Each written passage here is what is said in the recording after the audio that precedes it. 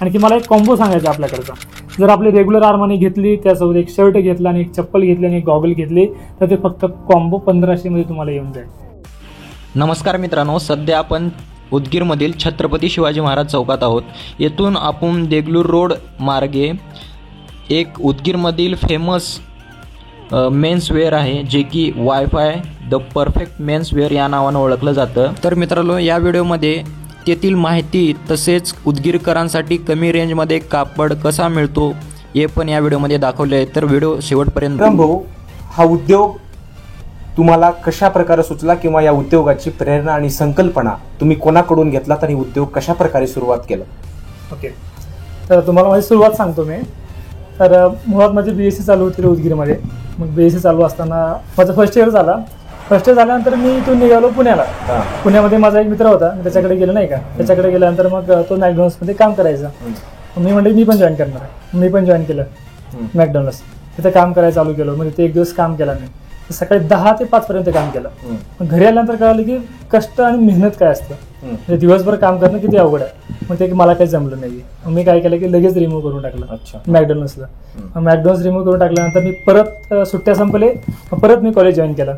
मग कॉलेज करत करत असं लक्षामध्ये आलं की आपण एवढी मेहनत, दुसरीकडे जाऊन लोक एवढी मेहनत करतात. जर आपण एखादं स्वतःचा स्टार्टअप काही घेतलं आणि यामध्ये जर अशी मेहनत केलं तर चांगलं होईल ना. काहीतरी म्हणजे मेहनत करायला काय तेवढं हे वाटणार नाही का, स्वतःचं स्टार्टअप आहे काहीतरी करू.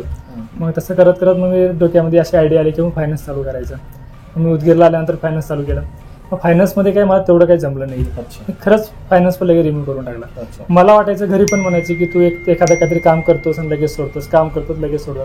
मला ही खंत सारखी असायची की हे कुठतरी आपल्या भरून काढायचं आहे की आपली चुका व्हायला लागल्यात. एक माणूस आहे की चुका सुधारला पाहिजे, ही रियालिटी आहे. जोपर्यंत चुका सुधारणार नाही, तुम्ही कितीही काम करत गेलो ते असंच मागे पडत जाणार आहे. चुका सुधारल्या नाही तर मग पुढे स्टार्टअप तुम्ही रेग्युलर त्याला घेऊ शकणारच नाही.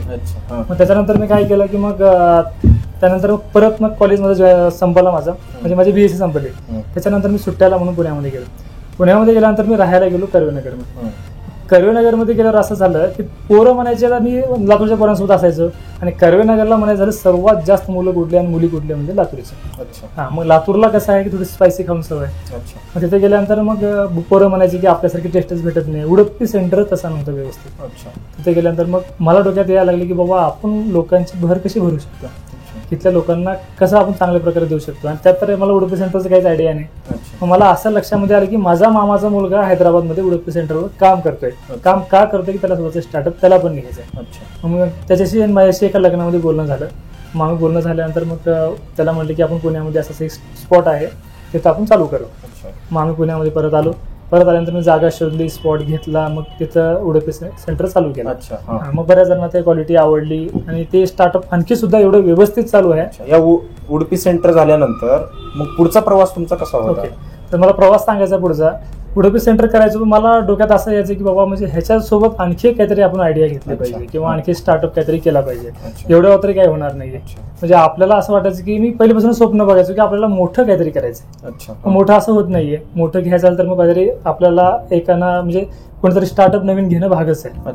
मग मी असं ठरवलं की आपण काहीतरी नवीन स्टेप वाढवायला पाहिजे. मग त्यानंतर मी फिरायचो इकडं तिकडं. मग मला पहिले पण असं वाटायचं की आपण कपड्याचा उद्योग करायला पाहिजे, कपड्याचा उद्योग करायला पाहिजे. मग मी सर्च करायला चालू केली कपड्याचा उद्योग होतो कसा. त्यासाठी काम महत्वाचं आहे. कपडा म्हणजे किचकट, पहिलेपासून म्हणलेलं आहे कपडा म्हणजे किचकट.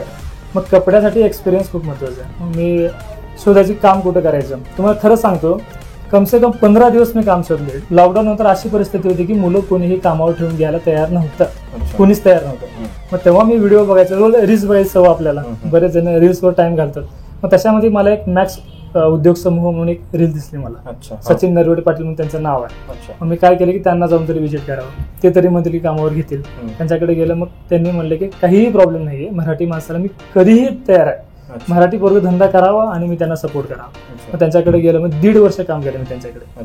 तिथं आयडिया समजून घेतलं की कपडा म्हणजे काय, सर्वात महत्वाची कपडा सेल कसा केला जातो, कपड्याची क्वालिटी काय असते आणि कपडा परचेस कसा केला जातो म्हणजे कस्टमरांना, आणि कपड्याची रेंज काय ठेवायला पाहिजे, कपडा कसा विकला पाहिजे.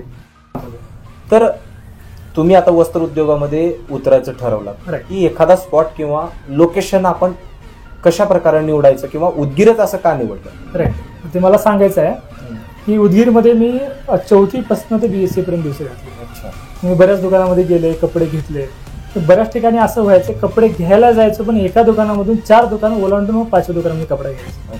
का? मेन प्रॉब्लेम म्हणजे मनासारखे कपडे मिळायचे नाही. कपडे कधीच भेटले नव्हते अच्छा, उदगीरमध्ये. हा. म्हणजे असं बऱ्याच जणांसोबत व्हायचं. अच्छा, हा. कपडे तर भेटणार कुठं ना कुठं, कपडे भेटायचे, असं नाही की कपडा कोणी बनवत नाहीये, कपडा चांगला कोणी आणत नाहीये. हा, हा. मग मला असं वाटायचं की बाबा कपडे, पण कपड्यामध्ये काय तर्क हा. आहे, कपडा ओळखायचा कसा किंवा कपडा कस्टमरला काय दिलं पाहिजे. मग तिथं मी ते उदगीरकरांसाठी नवीन माल आणलात, त्यामध्ये तुम्ही कोणत्या कोणत्या व्हरायटी ठेवल्यात, शर्टचे पॅटर्न किंवा ट्रेंडिंगमध्ये आता सध्या रील्सवर वगैरे खूप सारे ट्रेंडिंग कापड चालू आहेत, Right. त्यामध्ये शर्ट पॅन्ट्स काय काय तुम्ही अवेलेबल करून दिलात हे सांगू शकता का? चालतं. तुम्हाला मी उदगीरमध्ये आणि आपल्या वायफाय मध्ये उदगीरच्या मार्केटमध्ये फरक काय दाखवतो तुम्हाला. ही क्वालिटी महत्वाची आहे. कपडे आपण सारखे सगळेच घेतो. सध्या एक ट्रेंडिंगला एक माल आला आर्मानी म्हणून, पण आर्मानीमध्ये फरक काय असतो ते दाखवतो तुम्हाला. थोडंसं जवळ आहे. Zone sir. ही आपली वायफायची आर्मानी, राईट. तर तुम्हाला आर्मानीमध्ये सांगतो, बऱ्याच जणांचा प्रॉब्लेम आहे की आर्मानीला बबल्स येतात. मी सांगतो की आपल्या आर्मानीला बबल्स येत नाहीत. का? ह्याच्यामध्ये कपड्याचे जे मटेरियल असतो नाही का, तो मटेरियल काय वापरलाय, तो मटेरियल असा वापरलाय की ज्याला बबल्स येत नाही. उदगीरमध्ये फक्त आर्मानी बघायला भेटते, रेग्युलर आर्मानी. तुम्हाला आर्मानीचे आपले प्रकार दाखवतो. हा झाला पिनट आर्मानी. पिनट म्हणजे काय झाला, हा ओरिजिनल फॉर्मल, ज्याचा बॉटम थोडासा मोठा असतो. आर्मानीमध्ये प्रॉब्लेम असा होतो, बऱ्याच जणांना बॉटम छोटा लागतो, बरोबर आहे. तर आपल्या जे पिनट जे नवीन आपण चालू केलं ह्याचा बॉटम मोठा असतो, ज्याने की जे लेक्चरर आहेत किंवा शिक्षक आहेत त्यांना पण हा आवडायला पाहिजे, म्हणून हा पिनट चालू केला. ह्याच्यामध्ये आणखी एक तुम्हाला सांगायचं राहिलं, ह्याचा पुढचा वर्जन जे लोकांना ट्रेंडिंग मला लागतो, राईट. मग काय मार्केटमध्ये नवीन आले ते मार्केटमध्ये आपल्याला पहिला आपल्या उदगीरमध्ये आणायचं, त्यासाठी आले चेक्स आर्मानी. बरेच जण रेग्युलर आर्मानी घेऊन कटाळले, बरोबर. तर त्यांना वाटतं की ते नवीन घासायला पाहिजे. जीन्समध्ये काही शेड असतात नाही का, ब्लॅक ब्ल्यू असा किंवा शेड काहीतरी चेन टोनवाले हे वाले, त्याच्यामध्ये आपण आर्मानीमध्ये आणखी एक नवीन जॉईन केला. हा झाला चेक्स आर्मानी. ह्याच्यावरती काय असतं, चेक्स असतं ह्याच्यावरती. ह्याचा फुल स्ट्रेचेबल आहे, कम्फर्टेबल आहे. सगळ्यात महत्त्वाची गोष्ट म्हणजे कम्फर्ट महत्त्वाचं आहे. कपडा कोणताही या कम्फर्ट नसेल तर काहीही त्या कपड्याला अर्थ नाही. तर आणखी ह्याच्यामध्ये काय झालं आहे, हा झाला पॉपकॉर्न आर्मानी.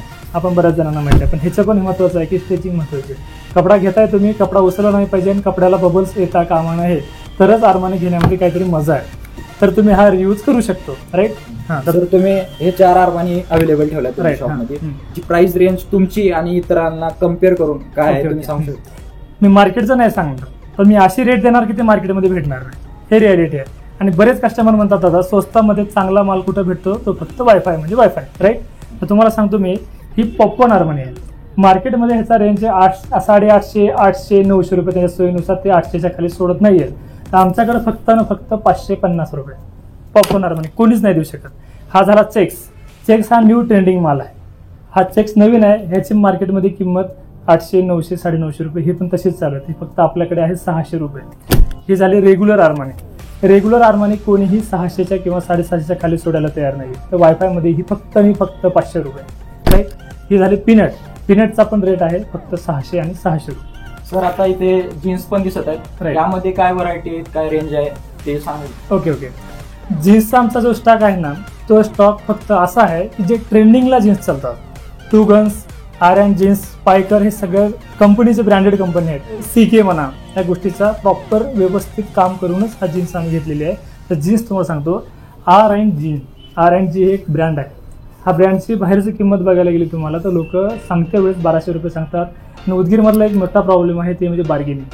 आमच्याकडे बार्गेनिंगचा विषय नसतो. आम्ही अशी रेट देतो की कस्टमर आमच्याकडे कधीच बार्गेनिंग करत नाही आणि आतापर्यंत खरंच केलं नाही. आमचा काउंटरमध्ये समाधान, काउंटर कधीही समाधान असायला पाहिजे. R&Gची किंमत आहे फक्त 700 आणि 750 रुपये फिक्स रेट.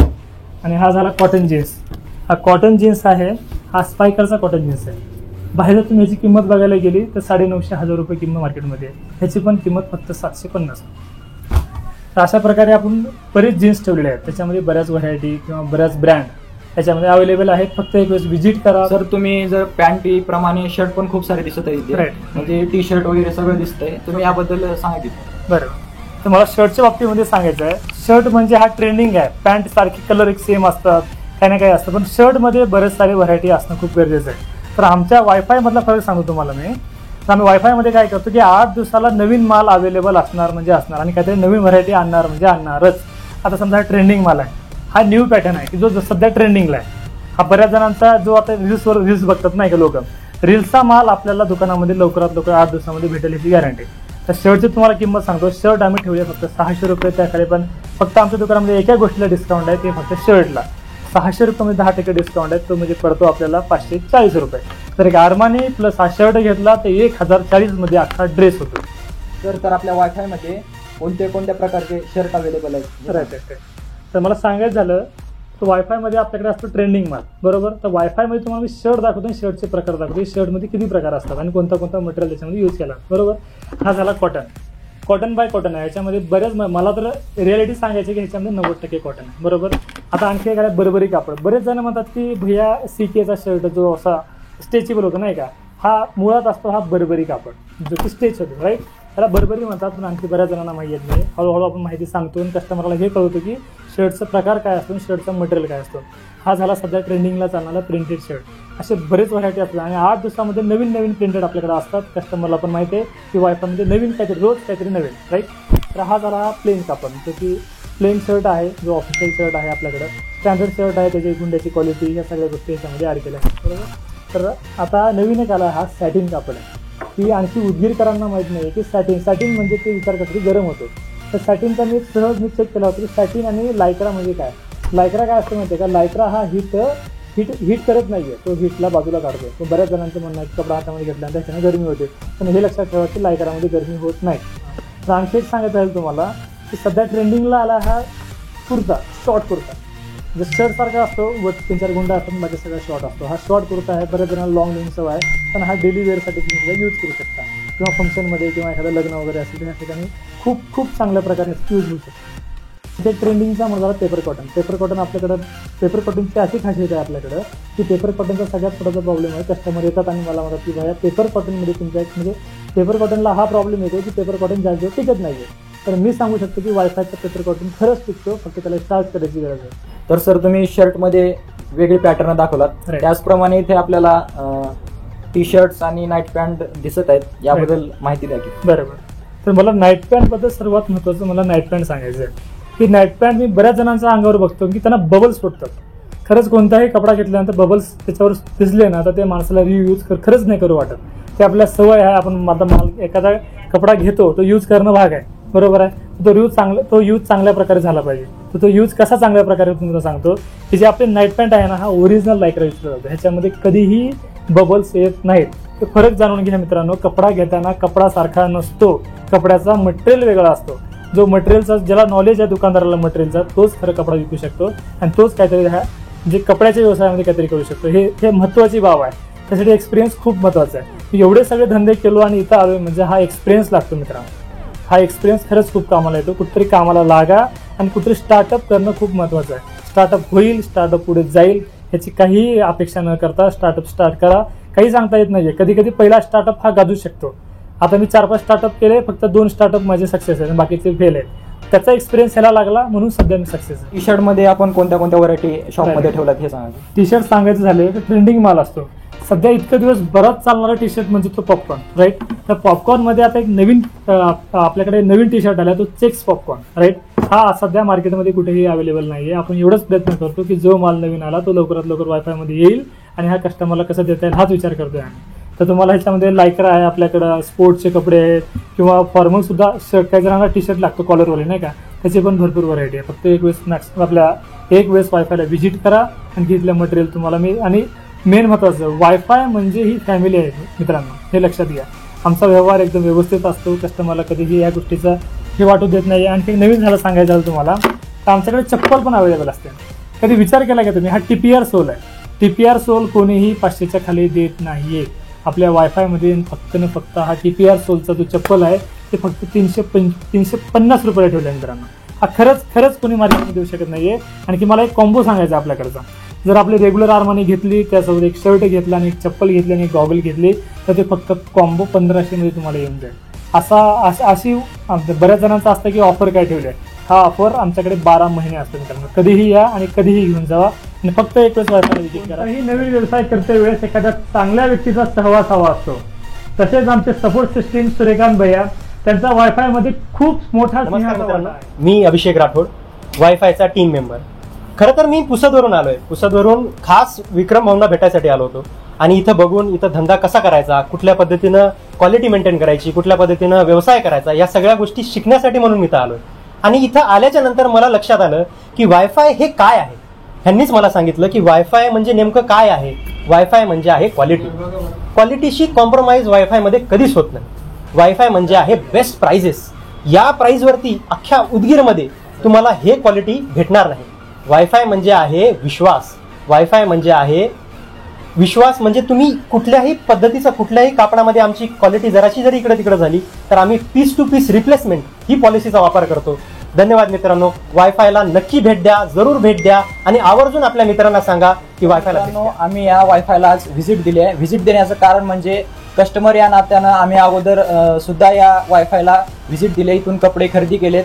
यांची क्वालिटी आणि ज्या प्रकारे याने आम्हाला प्रेमळ भाषेने जे काही याने आम्हाला सर्व्हिस दिली, त्यामुळे मला वाटलं की खरंच ही वायफाय चांगली सर्व्हिस देते आणि त्याचप्रमाणे एखाद्याला परवडल अशा रेटमध्ये एक पूर्ण ड्रेस ते आपल्याला मिळवून देतात.